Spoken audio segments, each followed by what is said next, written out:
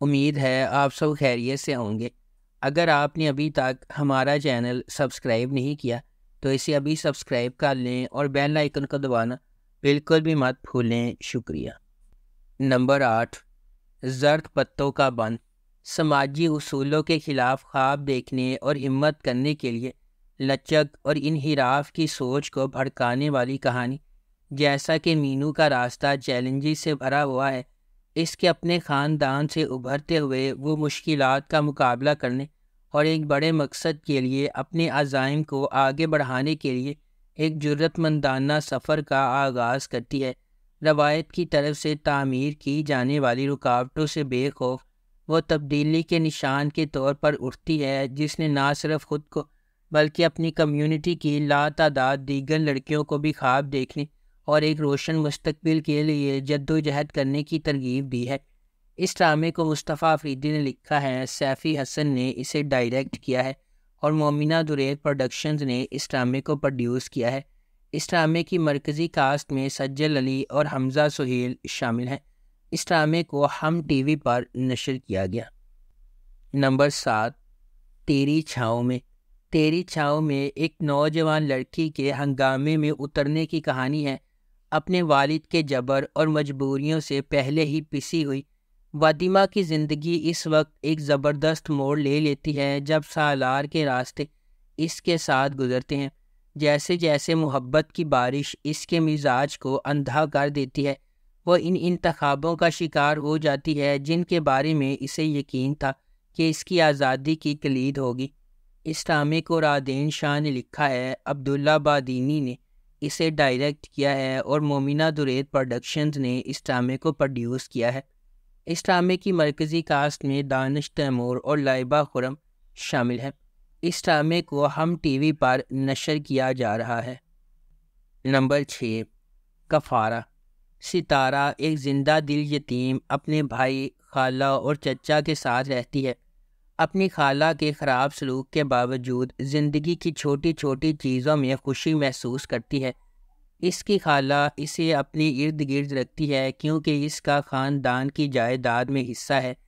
ایک امیر تاجر کے بیٹے سالار کو فوٹوگرافی کا شوق ہے، جس کی وجہ سے وہ اکثر اپنے خاندان کی طرف سے تنقید کا نشانہ بنتا ہے۔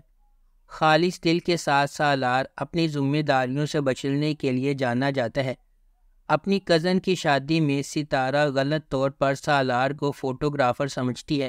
سالار یہ دیکھ کر ستارہ کے لیے نرم گوشہ پیدا کرتا ہے کہ اس کے ساتھ کتنا برا سلوک کیا جاتا ہے، تاہم ایک سازش کی وجہ سے ان کی قربت پر اعتراضات اٹھتے ہیں۔ سالار ایک بار پھر اس معاملے سے گریز کرتا ہے اور ستارہ کو اپنے ہی خاندان کے شکوک کا سامنا کرنے کے لیے چھوڑ دیتا ہے۔ اس ڈرامے کو جیو انٹرٹینمنٹ پر نشر کیا جا رہا ہے۔ نمبر 5، عشق ہوا۔ زندگی میں ہم سب کا سامنا ان لوگوں سے ہوتا ہے جو ہمارے سفر کی تشکیل کرتے ہیں، خواہ مہربانی کے ذریعے ہو یا چھپی ہوئی سچائیوں کے ذریعے۔ کچھ رابطے دھوپ کی کرن ہیں جبکہ دیگر غیر متوقع چیلنجز کا باعث بنتے ہیں۔ جیسے جیسے تقدیر سامنے آتی ہے، انتخاب کرنا ضروری ہے جو ایک خطرناک راستے کی طرف جاتا ہے۔ تبریز بھی اس طرح کے فیصلے کرنے پر مجبور ہوتا ہے جب منسا سے اس کی محبت اسے بہار سے اختلاف کرنے پر مجبور کرتی ہے۔ جیسا کہ وہ کہتے ہیں کہ جب محبت شدید ہوتی ہے تو اس کے نتائج اور بھی شدید ہوتے ہیں۔ کیا تبریز منسا کی خاطر چیلنجز کو فتح کر سکتا ہے؟ اس ڈرامے کو جیو انٹرٹینمنٹ پر نشر کیا جا رہا ہے۔ نمبر 4، نور جہاں۔ ایک قریبی رشتہ دار خاندان کے رشتے کا تجربہ ریگل اور کمانڈنگ نور جہاں سے ہوتا ہے، جس کی با اختیار موجودگی غیر متوقع چیلنجز لاتی ہے اور ان کی تقدیر کو تشکیل دیتی ہے۔ صبا حامد بحیثیت نور جہاں 3 بہنوں کی ماں ہے۔ ایک جارحانہ اور غالب شخصیت کے ساتھ وہ ایک اعلیٰ طبقے کے خاندان سے تعلق رکھتی ہے اور اپنے بیٹوں کی زندگی کے لیے ہر چیز کی منصوبہ بندی کرتی ہے۔ خبرہ خان بطور نور بانو مختار شاہ کی بیٹی ہے۔ بیرون ملک سے تعلیمی ڈگری کے ساتھ نور بانو اپنے آپ کو زیادہ سے زیادہ مراد کی طرف راغب کرتی ہے اور آخر کار اس سے محبت کرنے لگتی ہے۔ علی رضا بطور مراد نور جہاں کا سب سے چھوٹا بیٹا ہے۔ وہ فرما برداری کے ساتھ اپنی ماں کی ہدایات پر عمل کرتا ہے اور اس کے زیر اثر نور بانو کے ساتھ شامل ہو جاتا ہے۔ یہ ایک ایسا خاندان ہے جس پر ایک عورت کی حکومت ہے جو اپنے نام کے مظہر کی طرح مضبوط ہے، یعنی کہ نور جہاں۔ اس ڈرامے کو ARY ڈیجیٹل پر نشر کیا جا رہا ہے۔ نمبر 3، جفا۔ جفا محبت، قربانی اور مشکلات کے خلاف لچک کی ایک پرجوش کہانی کے طور پر سامنے آتا ہے۔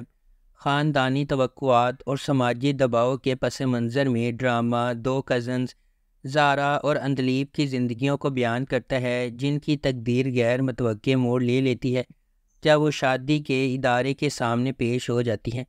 اندلیب اپنے آپ کو اپنے سے بہت بڑے آدمی کے ساتھ جکڑا ہوا پاتی ہے، اس محبت کو چھین لیتی ہے جسے وہ کبھی پسند کرتی تھی، جبکہ زارا اپنے شوہر کے ہنگامہ خیز مزاج کا شکار ہو جاتی ہے۔ ہنگاموں اور مصیبتوں کے درمیان محبت سب کو فتح کرے گی یا قسمت کے پاس دوسرے منصوبے ہیں؟ اس ڈرامے کو سمیرہ فضل نے لکھا ہے، دانش نواز نے اسے ڈائریکٹ کیا ہے اور مومنہ درید پروڈکشنز نے اس ڈرامے کو پروڈیوس کیا ہے۔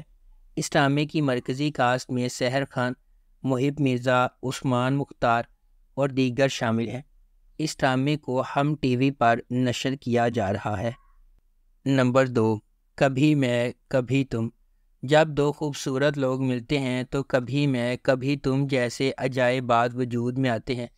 فہد مصطفیٰ ایک دہائی کے بعد ٹیلی ویژن سکرین پر جلوہ گر ہوں گے، اور وہ بھی میرے ہمسفر اور مجھے پیار ہوا تھا جیسے سپر ہٹ پروجیکٹ سے سیدھی لڑکی کے ساتھ ببلی ہانیہ عمر 2024 کے سب سے زیادہ اینٹیسپیٹڈ ٹیلی ویژن پروجیکٹ کی پہلی جھلک اسے تھوڑا سا اداس بناتی ہے، جس میں ہانیہ اور فہد ہاتھ پکڑے ہوئے ہیں اور ہر طرح کی موٹی اور پتلی زندگی کو یکجا کرنے کا وعدہ کر رہی ہیں۔ اس کے بعد ہانیہ عمر کا کردار شرجینہ ہے، جو ایک کتابی شخصیت ہے جو ڈین براؤن کی کتاب کو پڑھتی ہے، سوتی ہے، جلدی اٹھتی ہے، نماز پڑھتی ہے اور ہر روز ایک شیڈول کے مطابق چلتی ہے۔ مصطفیٰ کے طور پر فہد مصطفیٰ کا کردار ایک ہم عصر گیمر لڑکے کا ہے جو نوڈل سے بڑے پیالے بناتا ہے، موٹر سائیکل چلاتا ہے، دھوپ میں انڈے فرائی کرتا ہے اور ہر وقت ایک ہی جگہ ہونے کے علاوہ کچھ نہیں کرتا۔ اس ڈرامے کو نمبر 1، جان نثار۔ نوشیروہ غزنوی ایک امیر نوجوان اپنے بھائی کی موت کے بعد اپنی زندگی میں ایک اہم لمحے کا سامنا کرتا ہے۔ یہ سانحہ نوشیروہ غزنوی پر متعدد ذمہ داریوں کا بوجھ ڈالتا ہے، جنہیں وہ ہچکچاتے ہوئے قبول کرتا ہے، صرف بعد میں انہیں نقصان دہ ثابت ہوتا ہے۔ تاہم دعا سے ملاقات کے بعد اس کی زندگی ایک تبدیلی کا موڑ لیتی ہے۔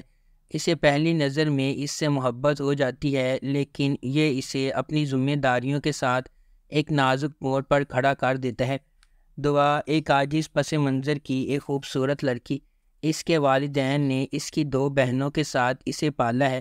اپنی بے گناہی کے باوجود قسمت نے نوشیروہ غزنوی کا سامنا کرنے سے پہلے دعا کو بدقسمتی کے ایک سلسلے کا نشانہ بنایا، تاہم ان کی ملاقات ان کی زندگی کو مکمل طور پر تبدیل کر دیتی ہے۔ اس ڈرامے کو جیو انٹرٹینمنٹ پر نشر کیا گیا۔ اگر آپ کو ہماری یہ ویڈیو پسند آئی ہے تو اسے لائک کریں، شیئر کریں اور ہمارے چینل کو سبسکرائب کرنا بالکل بھی مت بھولیں۔ آپ کا بہت بہت شکریہ۔